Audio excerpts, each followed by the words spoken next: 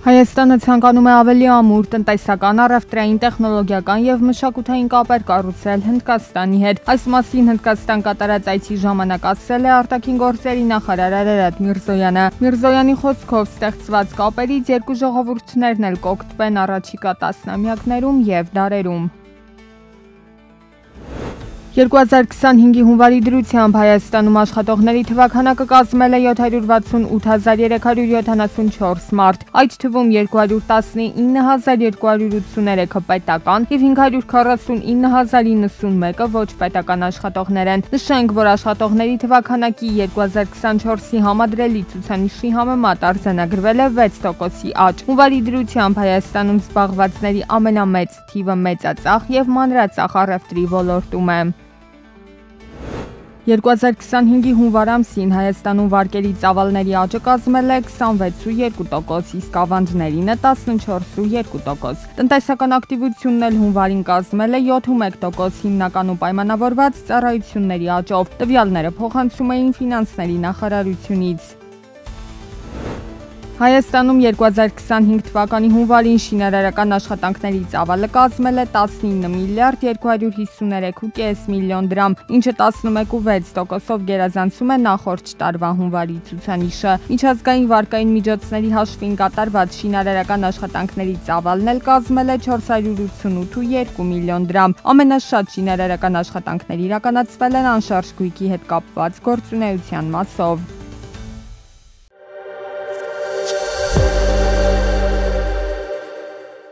Միացյալ Նահանգների նախկին նախագահ Ջո Բայդենի վարչակազմի օրոք երկրի կառավարության բյուջեն կորցրել է մոտ $500 միլիարդ կոռուպցիայի եւ խարդախության պատճառով։ Այս մասին հայտարարել է Իլոն Մասկը։ Միլիարդատերը միաժամանակ ընդգծել է, որ իրենք փորձում են նվազագույնի հասցնել այս ցուցանիշը եւ ամեն ինչ անում են հարկատուների գումարները խնայելու համար։ Ճապոնիայի ՀՆԱ-ն 2024 թվականի 4-րդ եռամսյակում նախորդ 3 ամիսների համեմատ աճել է 0,6%-ով։ Նախապես հայտարարվել էր ՀՆԱ-ի 0,7% աճի մասին։ Ճապոնիայի արտահանման ծավալը հոկտեմբեր-դեկտեմբերին աճել է 1%-ով, իսկ ներմուծումը նվազել է 2,1%-ով։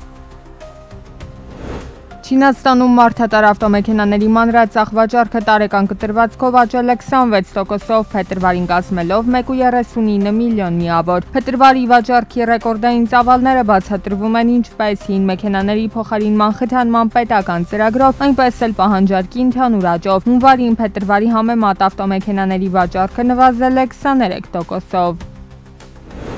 Ford ավտոարտադրող ընկերությունը կօգնի իր գերմանական ստորաբաժանմանը մարել պարտքերի մեծ մասը եւ ֆինանսավորել բիզնեսի վերականգնման ծրագիրը։ Այդ նպատակով ամերիկյան ավտոարտադրողը կտրամադրի 4,4 միլիարդ եվրո։ Ford-ի մասնաբաժինը եվրոպական մարդատար ավտոմեքենաների շուկայում 2024-ին նվազել է մինչև 3,3%։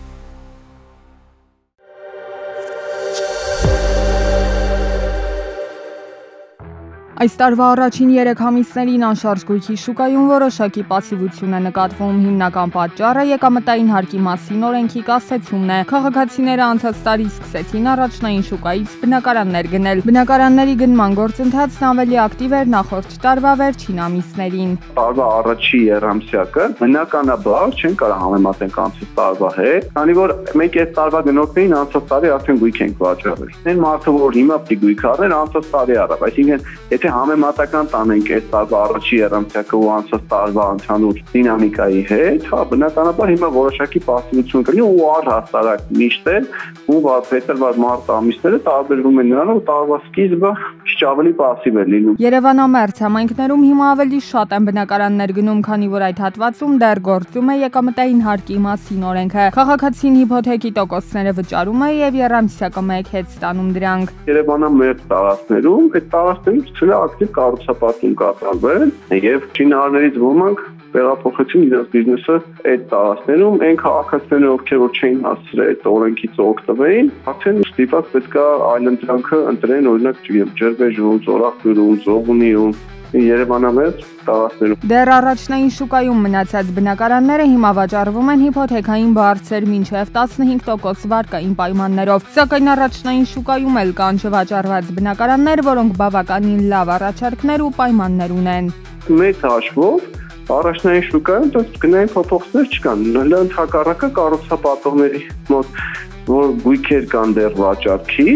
իրանք 5-10 տարով այսօր տարաժամկետով վաճառքի իրավունք են տալիս, ինչը աննախադեպ է, մինչև հիմա չենք ունեցել մենք այդպես վաճառ։ Մասնագետները նշում են, մայրաքաղաքում խստացվել են բնակարանաշինության ծրագրերը, տուրքերը բարձրացել են, հետևաբար մայրաքաղաքում բնակարանների գների բարձրացում կանխատեսվում է։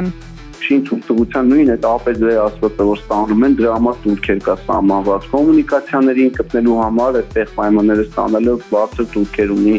Շինթույլտվության համար քաղաքապետարանը բարձր տուրքեր է դրել, դա արդեն ուղիղ ազդել է ինքնարժեքի վրա։ Այսինքն, երբ որ մի կառուցապատող կամ մի քանիսը կորոշեն տարբեր տեղեր Երևան քաղաքում շենքեր կառուցել, թեկուզ եկամտահարկից հետո, այդ շենքերում բնակարանների գները բնականաբար բարձր կլինեն, որտեղ այն ծավալով էլ չի